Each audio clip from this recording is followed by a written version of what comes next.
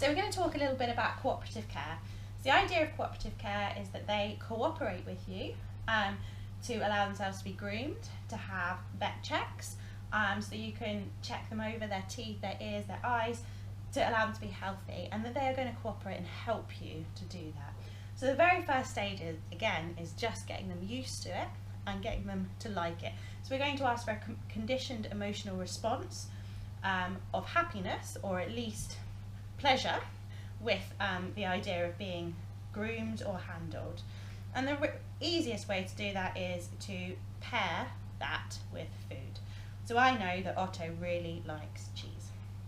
So we're going to get quite a bit of cheese where it's going to be a bit hard for him to eat in one hand, and I'm going to offer it in his nose, and whilst he's having a good lick, we're going to just gently start playing with his ears. We're going to look in his eyes.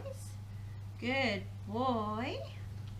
And we're not going to push it too far. If he shows any signs of not being too keen, we'll just leave it, because at the end of the day we want him to be happy with it, and we've got no great need to get into his eyes right now. We can take our time and hope that by the time he does need any sort of eye drops or ointments, we'll have done this so often that he will be perfectly happy to allow you.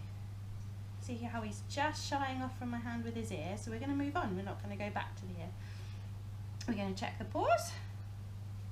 So he's having a little look at my paw, and I'm going to try and get him to go back to the cheese. There we go. You want to see those claws, especially for breeds like miniature schnauzers that are going to need to be groomed. They might have to have the fur between their paws cut. They just need to be happy, being a bit more happy being handled. I'm going to try the back ones. He's more than happy with that, and no issues with the back one. Tail, we're going to lift the tail to the side as it would need to be. Again, he looked, so we're just going to drop.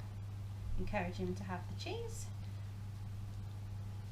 And always to the side with the tail, so that if you need to get into any anal glands or a thermometer or anything that the vet would need to do, he's quite happy with having his tail manipulated. And now he's happy with me doing his ears. Good boy. We're going to make sure there's always cheese for him to have. So he's always going to pair in his mind the idea of being handled, being groomed with good things such as cheese. Another good one for dogs to learn, which hopefully they won't need until a lot later in life, is just tenting the skin at the back of their neck. They've ever got to have any injections or anything in there, and just the idea of being a gentle touch here, being an okay thing to happen, is a great one. Now with the mouth it's a little bit harder, because obviously we want him to continue eating cheese. Just lifting up the lips to start with, so you can see the teeth.